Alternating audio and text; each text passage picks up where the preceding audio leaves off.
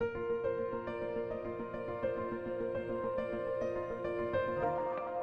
2007, when we published The Authentic Enterprise, we saw three major trends coming: globalization, the digital networking revolution, which we now call social media, and the empowerment of new kinds of stakeholders. And there are a whole new set of trends that are derivative of those trends that continue to influence the environment. It's totally changed the way the media work, and that's changed the way we create content, the way we interact with the media, the way people get information and share information. Technology is truly changing the way businesses operate, disruptive business models, the globalization, the rise of China and other parts of the world. Different kinds of value systems are coming into play. How do you understand all that? So these new trends continue to challenge us, continue to challenge business, and continue to challenge the way the CCO has to think about helping the business evolve its way of building and protecting brand and reputation. In a world of 24-hour news cycles, where you used to go out and pick up the newspaper on your driveway, which seems like 100 years ago now it's a world of immediacy, and our expectations as consumers through digital touch points is one of, I expect the web experience or the app experience to be personalized. I expect you to know me. I expect you to remember every interaction I've had with you in the past. And I expect that experience to be improved all the time. Think about what has to happen inside of companies behind that digital experience. It means that our teams and our organizations have to be constantly monitoring those interactions, making them better, improving them based on our actual knowledge captured through data of what you're doing, what you're looking for, what you're expecting. If you look at what we do, it's not about communication anymore purely. It's about a whole range of things. It's about engagement. It's about engagement across a much wider range of stakeholders. It's about engagement across a much wider and more significant range of issues.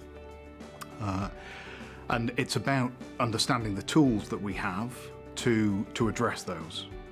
And I'm thinking there particularly about social media, the whole digital space that we're using now, not only to communicate, but also to plan and to monitor some of those issues that we're dealing with.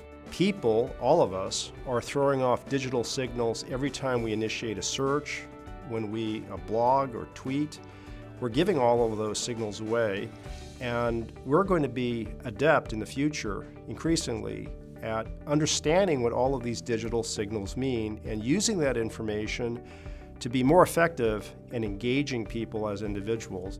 So there's a huge amount of data available, but to be able to understand it and to be able to synthesize it and to make it actionable, that's a skill that we don't traditionally have in the CCO role, and it's one that we are rapidly learning, and we have to learn if we're going to continue to be strong advisors. We are the function and we are the individuals who spend most of our time engaging with the outside world.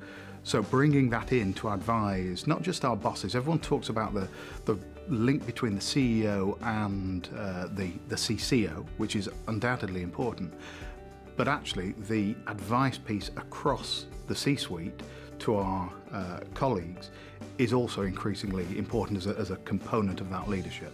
We're seeing more and more departments not being defined by these rigid walls, but by dynamic, fluid teams coming together, made up of HR people or technologists from CIO or marketing, and working on projects. We're putting teams together, and we're not paying as much attention to the boundaries and the rigid walls between organizations. This is very new.